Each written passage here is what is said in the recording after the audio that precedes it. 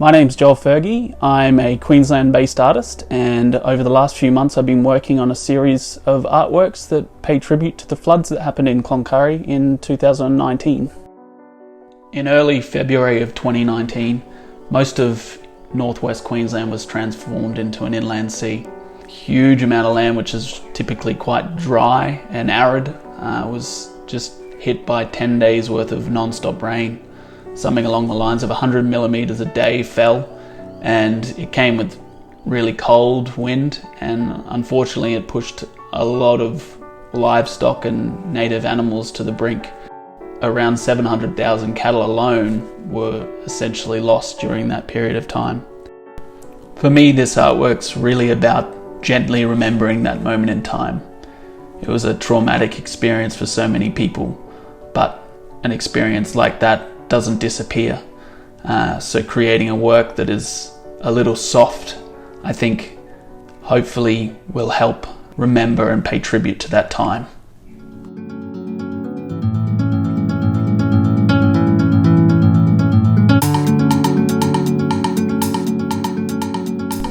So the sculpture that I created at Mary Kathleen Park was actually a collaboration with two local fabricators, John and Jack Green.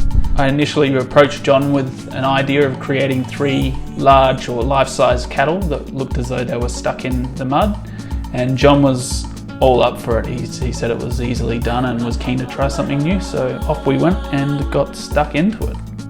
It was amazing to see such strong and harsh materials come together in a seamless way like that. There was, some tight angles and curves that needed to be made out of very rigid material, and basically Jack had a really good idea of how you could create the shape and form out of the steel that we chose to work with. In a very short period of time, these guys managed to come up with an incredible series of pieces that we were then able to install at Mary Kathleen Park shortly after.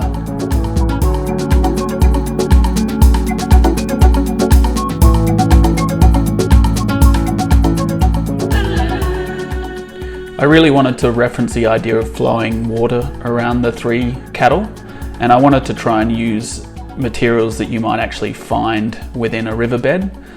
After spending some time down by the river, I noticed how flood aftermath was left wrapped around trees and bridge pillars and large boulders, and I thought it would be interesting to try and replicate some of those organic forms that get created during high flowing water.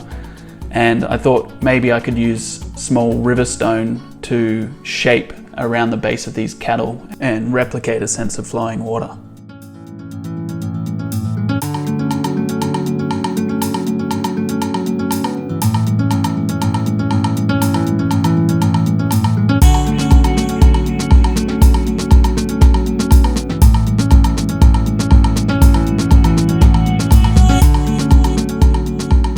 There's really few better feelings for me as an artist to be able to step back and have a look at a piece like this and see inside of it a whole bunch of ideas that became drawings, that became collaborations through conversation and experience.